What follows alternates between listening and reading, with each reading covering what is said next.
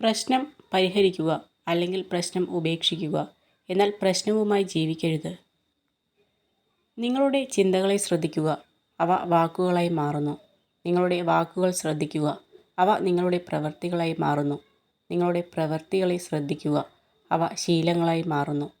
നിങ്ങളുടെ ശീലങ്ങളെ ശ്രദ്ധിക്കുക, അവ നിങ്ങളുടെ സ്വഭാവമായി മാറുന്നു.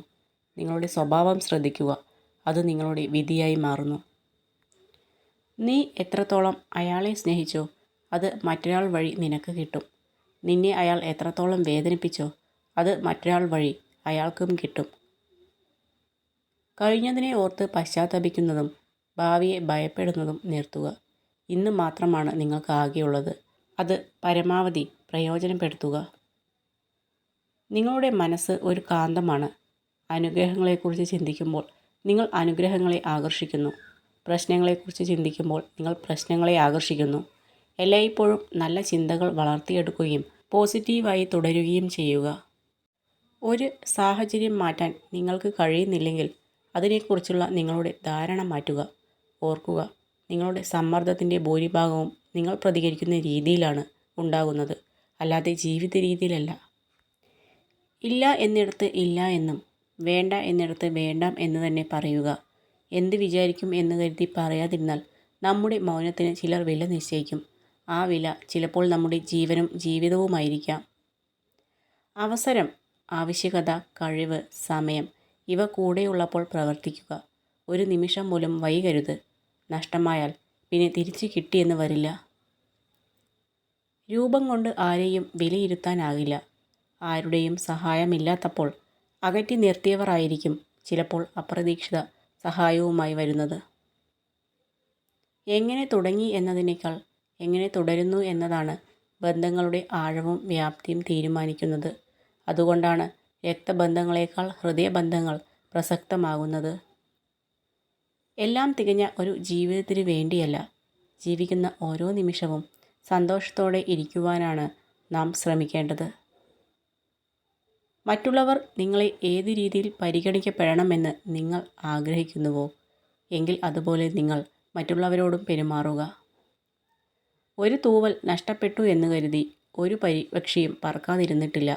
അതുപോലെ ഒരു പരാജയമോ നഷ്ടമോ വന്നാൽ നിങ്ങൾ ഒരിക്കലും തളരാനും പാടില്ല.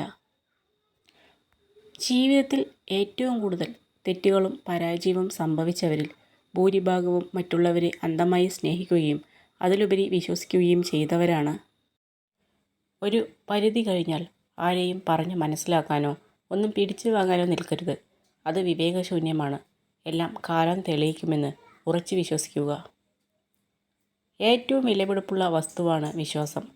നേടിയെടുക്കാൻ കാലങ്ങളോളം വേണ്ടിവരും, നഷ്ടപ്പെടുത്താൻ നിമിഷങ്ങൾ മാത്രം മതി. നിങ്ങൾക്ക് തെറ്റുപറ്റിയാൽ അത് സമ്മതിക്കുക. നിങ്ങൾ ചെയ്തത് ശരിയാണെങ്കിൽ അഭിപ്രായം പറയാതിരിക്കുക. രണ്ടും മറ്റുള്ളവർക്ക് നിങ്ങളിലുള്ള വിശ്വാസം ഉയർത്തുന്നു. വിജയം സന്തോഷത്തിൻ്റെ താക്കോലല്ല, സന്തോഷമാണ് വിജയത്തിൻ്റെ താക്കോൽ. നിങ്ങൾ ചെയ്യുന്ന പ്രവർത്തനങ്ങളിൽ നിങ്ങൾ ഇഷ്ടപ്പെടുന്നുണ്ടെങ്കിൽ നിങ്ങൾ വിജയിക്കുക തന്നെ ചെയ്യും. നിങ്ങളുടെ സമയത്തെ നിങ്ങൾ വിലമതിക്കുന്നില്ലെങ്കിൽ മറ്റുള്ളവരും വിലമതിക്കില്ല. സമയവും കഴിവുകളും മറ്റുള്ളവർക്കായി വിനിയോഗിക്കുന്നത് അവസാനിപ്പിക്കുക. നിങ്ങൾക്കറിയാവുന്ന കാര്യങ്ങളിൽ വില കൽപ്പിക്കുക. ഭൂതകാലത്തിൽ നമ്മൾ ചെയ്ത തെറ്റുകൾ തിരുത്താൻ ജീവിതം നമ്മെ അനുവദിക്കുന്നില്ല.